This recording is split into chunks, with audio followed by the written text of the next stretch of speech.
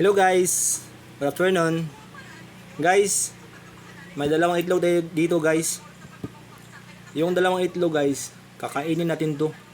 Pati yung balat. Legit to guys ha. Itong itlog na to, hindi to nilaga guys. Fresh na fresh to. Wala to gilungaga. Kakainin natin to, pati yung balat. Okay guys, bago natin kakainin to, tatapusin nyo ang video na to ha. Baka sasabihin nyo, hindi ko to kakainin. Kakainin ko to guys, promise. Pero, sasabihin ko muna sa inyo kung ano ang makukuha nating benefits sa balat ng itlog.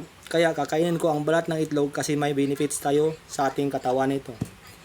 Unang benefits na makuha natin sa balat ng itlog. Una, kung mababa ang protina mo, pwede ka kumain ng balat ng itlog.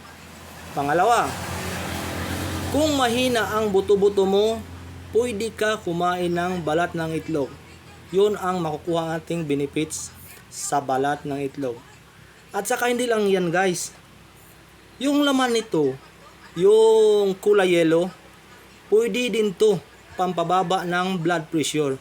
Kaya marami tayong makukuha na benefits sa itlog ng manok Bisaya. Yun guys. Ito guys, inintay nyo talaga yung kakainin ko na to. Pero bago ang lahat guys, huwag nyong kalimutan mag-follow and share sa aking video. Okay guys, ito na. Saw-saw naman tayo guys, may sasawan ako dito.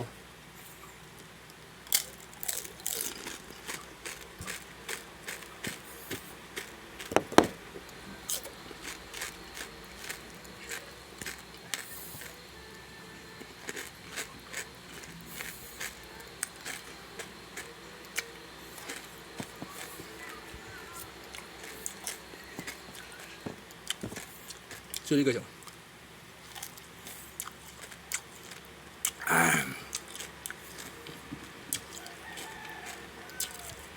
Iba guys.